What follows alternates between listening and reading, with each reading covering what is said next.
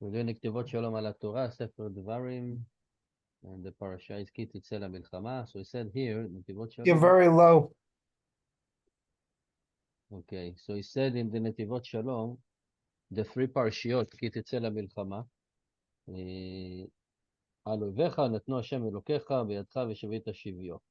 So when you're going out for the war, on your enemies, and Hashem give them in your hands, and you capture them. Is it better now? It's still low, but I can hear you. Okay, maybe your speakers, check your speakers too. No, So it was בפרשיות loud האלה- until you started speaking.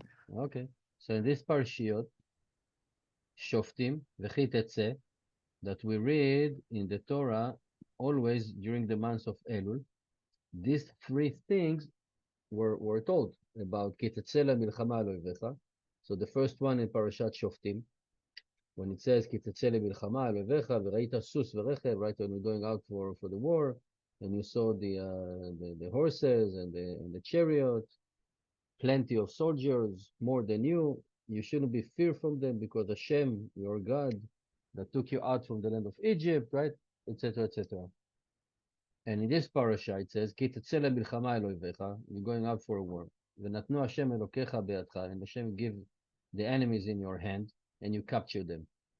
And then later on in the parasha it says, כי תצא מחנה על אויביך, ונשמרת מכל דעת, that you go out all together to fight your enemies, and you will be watched from anything bad. כי יהיה בך איש אשר לא יהיה טהור, מקרה לילה, right? So if there will be someone that is not pure, that he have an incident at night, and he should go outside the מחנה, right? From the era of Israel. And it says, והנה על פי המבואר, so what I explain here in the holy books, that the יציאה, right? What does it mean to go out to a war? It's a hint, right? We learn in Chassidut about the infinite word that the person have, a human being have, against his evil inclination. So now we need to explain what are these three things that related to this war. And also, we need to explain what our sages says in this parasha, that the word that the Torah is talking about is milchemet reshut. It's not a word that we obligate to fight. Reshut, it's like if we want to expand the borders, if we want to conquer other nations, to get more resources, taxes, etc. It's a reshut. It's a permissible word. So you can decide whether if you want to go to war or not. Okay, it's not milchemet mitzvah. Like milchemet mitzvah is that when we commanded to go and conquer the land of Israel, right after Moshe died, and Yeshua take the leadership. And they learn it from ושבית שביו, because this is how they learn that this is a מלחמת mitzvah, because we can capture the enemies, and in the מלחמת of mitzvah, you don't have any survivors. You're killing them all. So, what does it mean? Right? כי תצא למלחמה, that you're going out for a war, and not that you're going to fight in a war. What do you mean תצא? Another explanation, what our sages says in the books, בספרי, על פי, according to what, כי תצא מחנה על אויביך. What does it mean מחנה? מחנה is like the camp or the nations all together. כל יציאתך לא תהיה לה במחנה, like as a קהילה. So why the thing of מחנה were told to us only in this parasha, which also ונשמרת מכל דבר, and you will watch yourself from anything bad, and not in the other parashiyot that talking about the war. Okay, so we have few questions here. Why תצא and not you go to fight? Who is this thing that we can capture? Who is this enemy that we can capture? And also why we have to go all together with the Kehila. And we can say, העניין בפרשיות האלו, in this parashot, the Torah is teaching us about the three frontiers that we have in the fight against the evil inclination. So כי תצא למלחמה על אויביך, right? So פרשת שופטים. This parasha including also מלחמת mitzvah. And it's hinted in that of milchemet isur, against the evil inclination that try to tempt us, to seduce us to transgress the Torah. And the war in this frontier, which is a Milchemet Mitzvah, it's the most difficult one. And for that, it says that you see the horses, right? You see more tanks, you see more infantry, more air force, more warriors that are going against you. Because the evil inclination is trying to overcome. And this is a very difficult war. But it says, Lo tiramem, you should not be afraid of them. Because Hashem, your God, is with you, the one that took you out from Egypt. Why? Why the Hashem is mentioning that in that type of war? Because in Egypt we were sinks in the 49 level of Tuma, and Hashem took us out. And the same way that the evil inclination is really trying hard, it is if like we are sinking down again in the Tuma, but Hashem is taking us out and is helping us in this war. So after that we have the parasha of this parasha, Ki Teze Milchama Lo Ivecha, that's talking about Milchemet Rashut. So what does it mean Milchemet Rashut? Veheter, permissible thing. שלא יהיה נבל ברשות התורה. Right? I hope you remember this expression. שלא יהיה נבל. That you shouldn't be a villain with the permission of the Torah. There's a few examples. The classic one is about a Levi that he needs to wait for the Maashrah to the Kohen. So he took it by himself first, and then the Kohen have less. So you can do it halachically, but it's not nice to do that. He's a naval. So here, the milchama of the reshut, the permissible thing is that we're fighting the permissible thing because the evil inclination is trying with that. So the Holy Torah commended us on this thing many times, right? We learned, V'tkadashtem v'kebidoshim, anshe kodesh tiyulin. And according to that, v'derech shemever Ramban, בעניין ben sorer umore, right? So it's also in the parasha that the ben sorer umore, right? The rebel son. And he said there are two sins. One, שאיננו שומע בקולנו, that he doesn't listen to us, to the parents. And second, והוא זולל ושובע, like he's a fresser, he's eating. והחטא של זולל ושובע הוא שעובר על מה שנצטווינו קדושים תהיו, because he shouldn't eat. And if you look at the amount of the meat and the amount of wine that he eat and drink, you see that he is really eating too much. It's kosher food, but you're not supposed to eat so much and drink so much. And he transgressed the Kedoshim Tiyu. Also it says, Voto Tavdu, what if the right? We should worship Hashem, we should be living to Hashem in all our ways. Which means our essence, our tachlit shel Yehudi, is shekol elnei olam hazeh, all the matter of this world, יהיו לדעת את Hashem, ולהיות דבוקים בהשם, to be living and to know Hashem. But the rebel son doesn't know the path of Hashem. That all the materialistic thing, all the gashmiut, he doesn't know or he doesn't care that he will cause him to disconnect from Hashem. And therefore, he's been punished in a very severe punishment, right? He's been executed. Even though now he didn't do like a real sin that deserved him to execute him. Only because he doesn't know the ways of Hashem. And we learn from that how important it is, and it's a fundamental principle, that even at such a young age of a ben sorer umore, נחשב לחטא, it's considered to be a sin, only from when he's only fulfilling his desires, right? He's eating and drinking. And bringing here a story from Rav HaKadosh Rabbi Shlomo Mikarlin, זכותו יגן לנו, בהיותו ילד בן 4, so when he was 4.5 years old, somebody saw him crying, and in his hand he had a piece of a cake. And when he was asked, why are you crying? Why are you crying? So he said, just a second.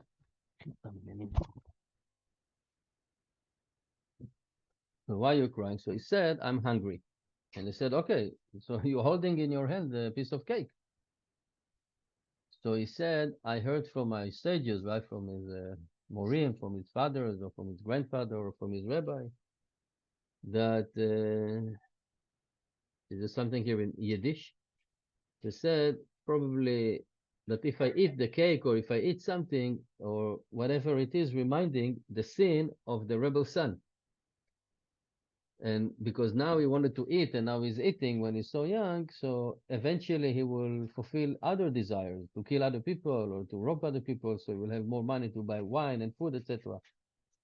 So when he was 4.5 years old, he was thinking about it. Because our work is to put an effort and to do the opposite from what the evil inclination want us to do. And for that it says, כי תצא למלחמה על אויביך. It's a מלחמת רשות, right? We learned it so many times, like יעקב, קדש עצמך במותר, make yourself holy in the permissible thing. So this is what it says, במלחמת רשות, like it's a permissible war. ושבית שביו, and you captured. What is capture? Whom? שבית שביו, כי הם בשבי עצר, because we are actually under control or in captivity of the evil inclination, because the evil inclination, חס וחלילה, control on these things that they are, it said, דברים עומדים ברומו של עולם, ובני אדם מזלזלים בהם. What is דברים שעומדים ברומו של עולם? Like the common thing that people disrespect. The thing that we take for granted. And people say, no. So I took another spoon, I took all of this, another cup, another glass, whatever. ועל זה תצא למלחמה כנגדו. And for that you have to have a war against that. ושבית שביו, which means literally here he said, להוציא בולעו מפיו, to take it out of the mouth. And after that it says the parasha, כי תצא מחנה על אויביך, that you came out, but all together as a congregation, as a קהילה on your enemy, ונשמרת מכל דבר, and you should watch yourself from any bad thing. He said these are the matters that are not in our control, not in the control of a flash of blood, and we are anus. And for that the Torah said, you should watch yourself. Don't think about it during the daytime, because at nighttime you might do it. And another advice, don't be alone, only together as a kehila, as a congregation, because that will give you strength together. When we are together, right? When we are inside in the shul and we're davening together and there are many people, usually we don't do stupid things, right? There are people watching us, from people watching us. So you don't do stupid things. You act like a tzaddik. This is what the Torah is telling us. Be together. Be together, that will keep you safe. So אף על פי, even though this is a rule in all the words, anyway, or nevertheless, the Torah wrote here specially for us to teach us that for the things that are really not in our hand, or they are very strong, stronger than us, the advice is to be together in machane al oivecha, to be together as a kehila.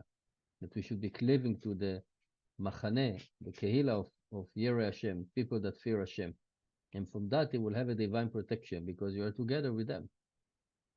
וזהו פירוש, that's the explanation, כי יהיה בך איש אשר לא יהיה טהור מקרה לילה, that somebody did something at night, so if you're going to be together, then you're not going to have a person that something happened to him during the night. And if it happened, it means it's an indication or a sign, כי יצא אל מחוץ למחנה, that he took himself out of the kehila. And what's the advice? שכבוא השמש יבוא לתוך המחנה. So he needs to do a tefillah and to purify himself until the sun setting. Then he can go again and cleave to the machane, to the kehila. And these three words are in isur ubeter, like in the forbidden and in the permissible, and the one that is not in our control. And we have this constant fight all our life, an infinite war until we die.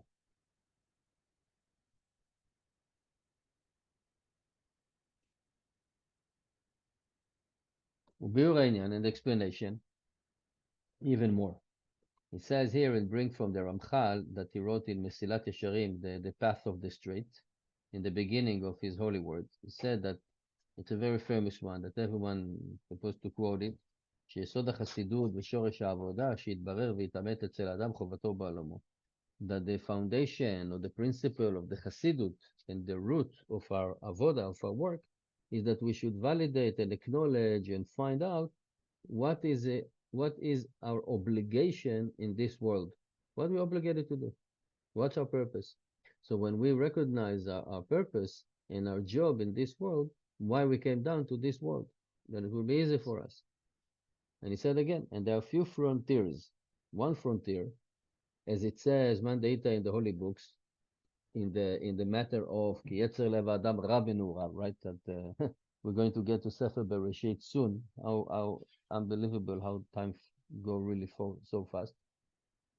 So after the Mabul, and right, so the Sefer Bereshit is talking about Yetzer Lev Adam Ra Menurav, that the inclination of the heart of a person is bad from his youth.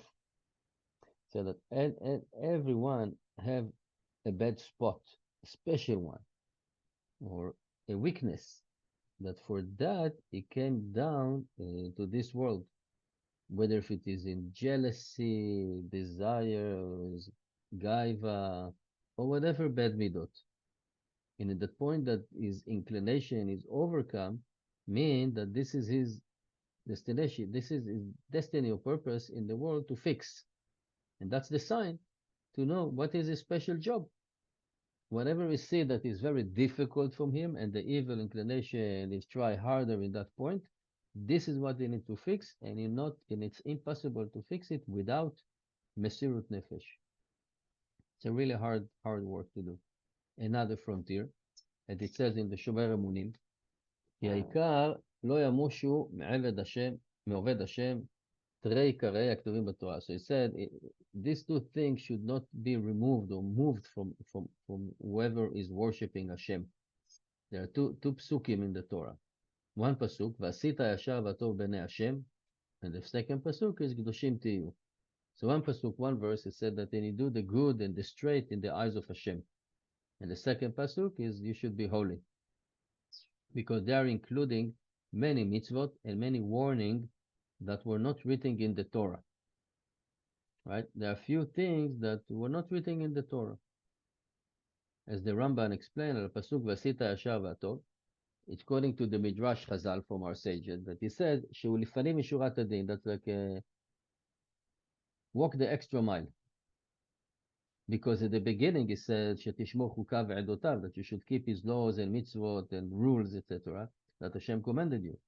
But now it says, even the one that he didn't command you, pay attention and think whether if it will please Hashem or not, whether it will be good and straight in the eyes of Hashem or not, right? The gray area, because Hashem wants the good and the straight, and this is a great thing in front of Hashem, because he didn't mention it in the Torah, right? אי אפשר להזכיר בתורה כל הנוגותיו, right? So the Torah could not really write everything in the Torah about how a person should behave with his neighbors, with his friends, relatives, etc., negotiating, doing trades, etc., etc.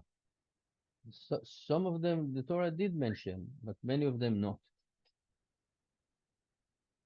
Some of them the Torah mentioned, like lo telech rachil, you shouldn't be gossip, you shouldn't be have hard feeling for someone, right? Or somebody didn't give you something, so you just wait for him to ask you to give him something, and you said no, you didn't give me the time, now I'm not giving you.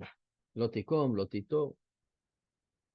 And then he repeat to say, בדרך כלל שיעשה הטוב והישר, anything that even if somebody did something wrong to you, still judge him favorably. Do לפעמים שורת הדין. Do the extra mile, walk the extra mile. Until the people will call him Tam v'yashar, like is complete, is righteous. And then the pasuk Kedoshim tiyu, right? Be holy, be separated, according to Ramban.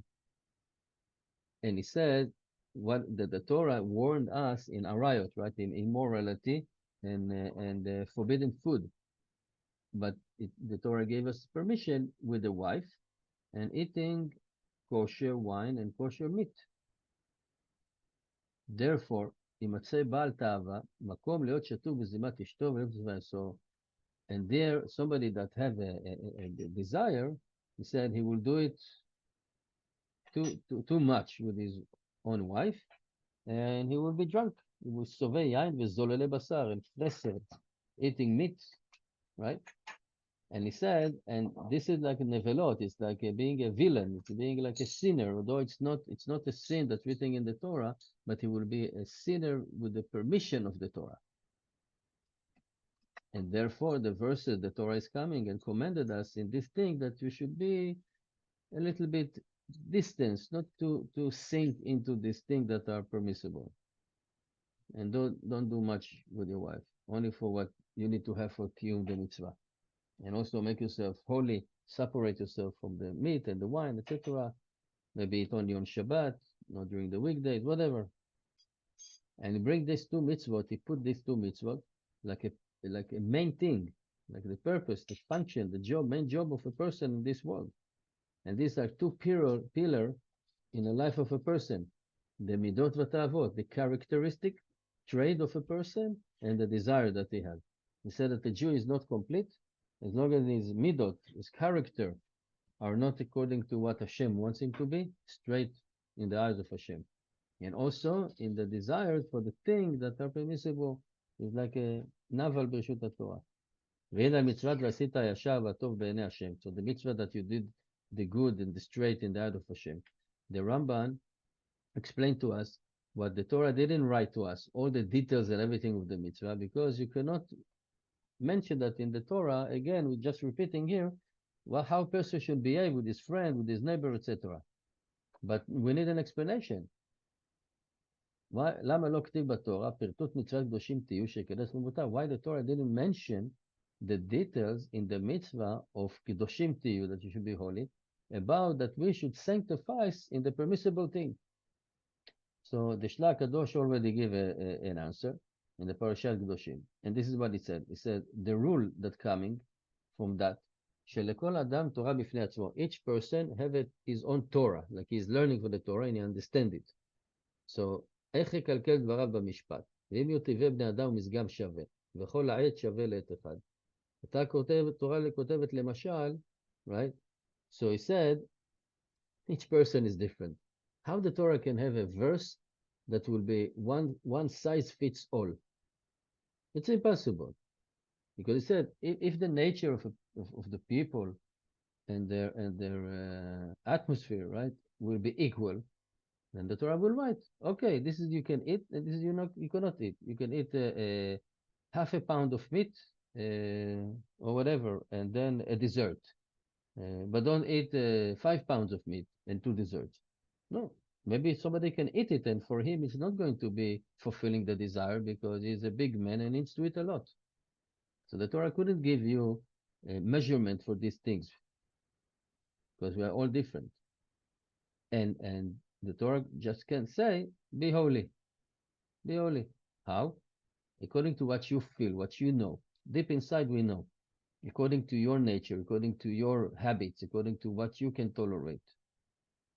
If you do it against that, then this is forbidden from the Torah, because the Torah is telling you to be holy. And he said there was another frontier, all of these things that are not in our control, and it is if like we are anus, like we are forced in that.